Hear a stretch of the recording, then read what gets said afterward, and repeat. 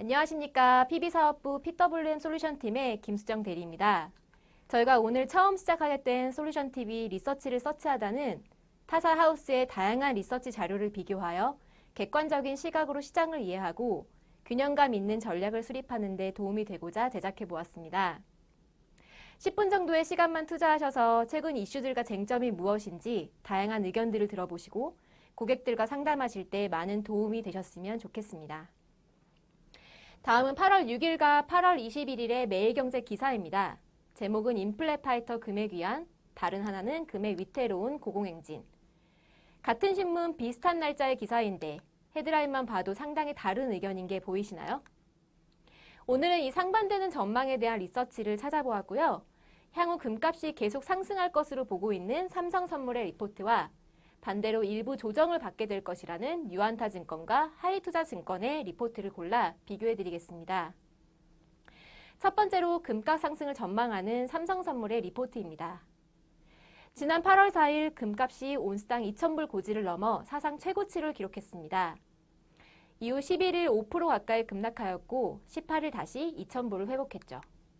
이런 식으로 등락을 거듭하고 있는 금에 대해 이목이 집중되고 있는데요. 왼쪽 차트를 보시면 코로나 이후 미국과 유로통화, 즉 시중 유동성을 가늠하는 M2의 공급이 늘어난 것을 보실 수 있습니다. 미국은 훨씬 드라마틱하게 증가했죠. 이로 인해 시장에 풀린 유동성이 ETF 등 주식으로 흘러들어가는 추이를 보실 수 있고요.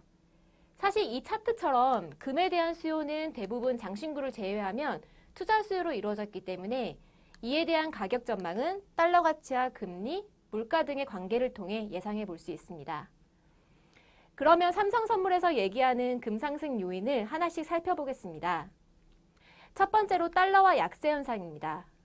달러와 가치의 약세는 대부분 실물자산의 가격 상승을 불러오지만 특히 금은 달러를 대체하는 대표적인 안전자산으로서 기능하기 때문에 차트에서 보시면 아실 수 있듯 상당히 뚜렷한 음의 관계를 가지고 있습니다.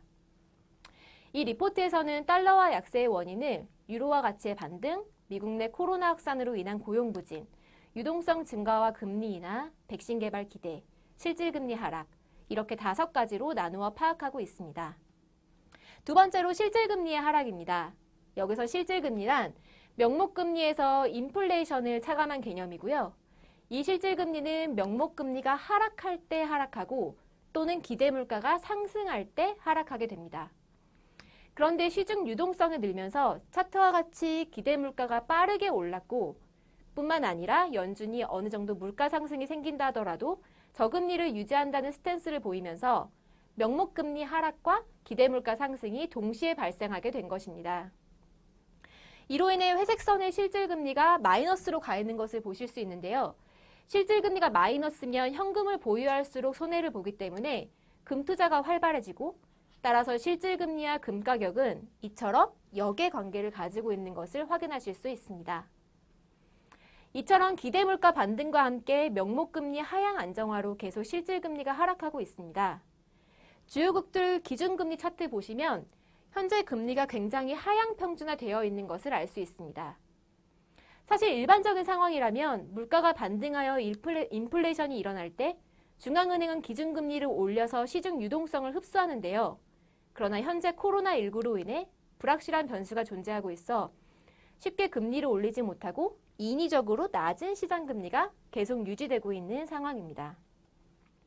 이렇듯 본 리서치에서는 최근 금가격 상승의 주요 원인이었던 금리 하락과 달러와 약세가 향후에도 당분간 유지될 것으로 보고 있으며 따라서 금은 현재의 상승세를 계속 이어갈 것이라고 전망하고 있습니다. 그러면 다음 순서로는 이와 상반되는 유안타증권 리포트를 함께 보시겠습니다. 안녕하십니까. PB사업부 PWM 솔루션팀 이진영 과장입니다. 앞서 삼성선물의 리포트는 실질금리가 추가적으로 하락할 것으로 기대하며 금가격 상승을 전망했는데요. 유안타증권은 반대로 실질금리 상승 우려에 따른 금가격 하락을 전망하고 있습니다. 유안타증권은 실질금리 상승에 대한 우려를 2가지 이유로 설명하고 있습니다. 첫 번째, 인플레이션에 대한 기대가 약해지고 있다는 것.